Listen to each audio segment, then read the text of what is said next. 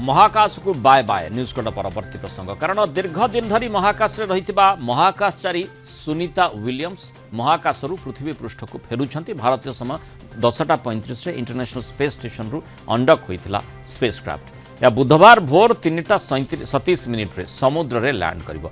Florida coast रे अवतरण करिवो spacecraft. ई योजना रहिछि स्थानीय पाणीपाग को देखि केउ स्थान रे स्लैश डाउन करिवो ताहा नासा ठीक करिवो। स्पेसक्राफ्ट रे सुनीता विलियम्स बुच विल्बर्न को सह नासार निक हग एवं रूस महाकाशचारी अलेक्जेंडर गोर्बुनोव रहिछंती।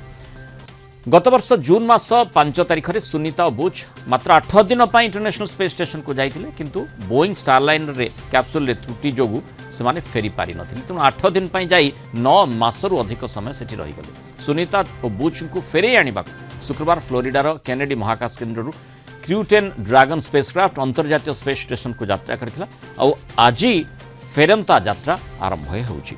तेणु केते चैलेंजिंग रहिबो ए यात्रा एवं आसीबा परे किभଳି भाबरे सेमानकु पुणी थरे पृथ्वी पृष्ठरे निजकु खाप खोइबा पई समय लागिबो से संपर्क में आलोचना करिबा। हम सहित महाकाश विज्ञानी डॉक्टर शुभेन्दु पट्टनायक जोड़ी छन। डॉक्टर पट्टनायक स्वागत करिबा आलोचना।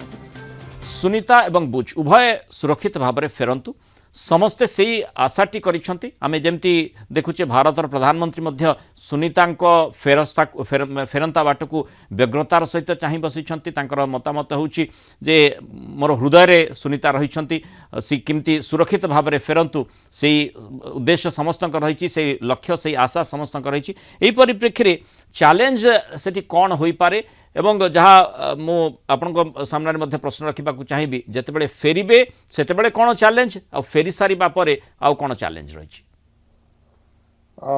देखंतु से माने वर्तमान बाहरी आसिले वर्तमान महाकाश अच्छे। महाकाश पृथ्वी चारिपट अति द्रुत बेगर से घुरी बुलुंट। पाखापाखि आसंता काली भोर 3टा बेलू से वायुमंडल में प्रवेश करेंगे। तो से वायुमंडल प्रवेश करने समयटी हूँ सबुठ गुरुत्वपूर्ण, कारण से तार बेग थी पाखापाखि घंटा प्रति 28,000 किलोमीटर।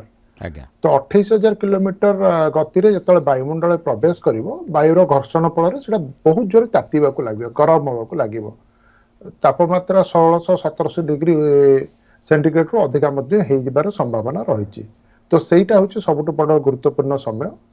आपणकर मन थी ये गोटे समय कल्पना चावला जानटी जली जाइथिला अत्यधिक उत्तप्त हो फल। तो सहीठू से बेग कमेबा आरंभ करा जिवो। बेग कमिक से धीरे धीरे तलू खसबे। आ पाखापाखि 18,000 फुट ऊपर थिला बेले तांकर पैराचूट टी खोली जिवो, जोटा रही पैराचूट सेटा खोली जिवो। आ जेतले पैराचूट खोलिबार किछि समय पूर्वरु पाखापाखि 1-2 मिनिट समय से कैप्सूल सहित जोगसूत्र भी विच्छिन्न होवार संभावना रही। कारण से माने जो ओरिएंटेशन ने थिबे माने जो दिगरे जाउथिले सेटा बुली जिवे, घुरे दिया जिवो। तो घुरे दिया जिवा फल से जो एंटेना रो डायरेक्शन टे कमी जिवो।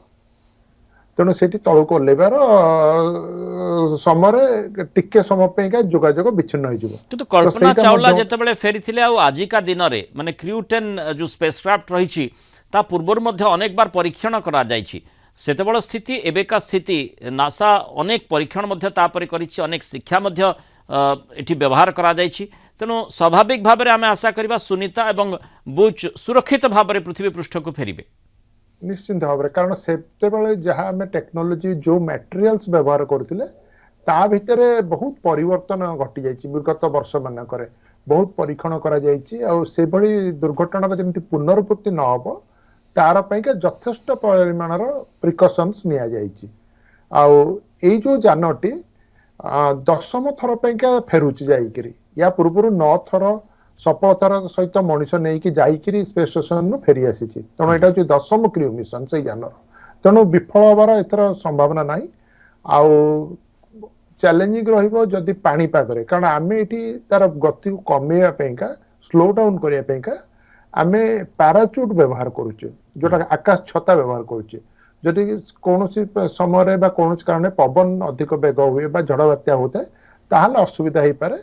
କିନ୍ତୁ ସେ ସମ୍ଭାବନା ମଧ୍ୟ ନାହିଁ କାରଣ ବର୍ତ୍ତମାନ ପାଗ ସମ୍ପୂର୍ଣ୍ଣ ଭଲ ରହିଛି ସେଥିପାଇଁକା ଗୋଟେ ଦିନ ଆଗରୁ ତାଙ୍କୁ ଆଣି ଦିଆଗଲା ଯାହା ପ୍ରଥମ ଥିଲା ତାରିଖ 19 ତାରିଖରେ ଆସିବା 19 ତାରିଖରେ ଫେରିବାର ଥିଲା କିନ୍ତୁ ଯେହେତୁ ପାଗ ଆହୁରି ଭଲ ରହିଲା ତା ପୂର୍ବ ଦିନରେ ତେଣୁ ସେଥିପାଇଁ ଗୋଟେ ଦିନ ପୂର୍ବରୁ ତାଙ୍କୁ ଅଣାଯାଇଛି ତେଣୁ ସେଇ ସବୁ ରହିଛି ଚ୍ୟାଲେଞ୍ଜେସ୍ ଆଉ ଯେତେବେଳେ ପଡ଼ିବେ ସେମାନେ ପଡ଼ିଲା ପରେ ତାଙ୍କୁ ଉଦ୍ଧାର କରାଯିବ ଉଦ୍ଧାର କରି ତାପରେ ତାଙ୍କୁ ନିଆଯିବ ଗୋଟେ ଆଇସୋଲେସନ ରୁମକୁ ଚ୍ୟାମ୍ବରକୁ ସେଇଠୁ ସେମାନଙ୍କୁ କ୍ୟାପସୁଲ ଭିତରୁ ବାହାର କରାଯିବ ତ କ୍ୟାପସୁଲ ଭିତରୁ ବାହାର ଯେତେବେଳେ କରାଯିବ ସେଇଠି ସେମାନେ ତ କ୍ୟାପସୁଲରେ ପଶିବାର ଚିତ୍ର ଆପଣମାନେ ଦେଖିଛନ୍ତି କିନ୍ତୁ ବାହାର କଲା ବେଳକୁ ସେମାନେ ନିଜେ ନିଜେ ବାହାରିବା ଟିକେ କଷ୍ଟକର ହବ କାରଣ ତାଙ୍କର ସବୁ ଯୋଉ ମାଂସପେଶୀ ଗୁଡ଼ିକ ଟିକେ ଅକାମୀ ହେଇଲା ଭଳିଆ ହେଇଯାଇଥିବ ଏତେ ଦିନ ରହିଲା ପରେ ତେଣୁ ଦରକାର ପଡ଼ିଲେ ସେମାନଙ୍କୁ ଲିଫ୍ଟ କରିକି ଅଣାଯିବ ମାନେ ଯେମିତି ଷ୍ଟ୍ରେଚରରେ ଅଣାଯାଏ ସେଭଳିଆ ତାଙ୍କୁ ଟେକିକି ଆଣିକି ବାହାରେ ରଖାଯିବ ସେମାନେ ପୁରା ଫ୍ଲାଟ୍ ପୋଜିସନରେ ରହିବେ କିଛି ସମୟ ତାର ବହୁତ ପ୍ରକାର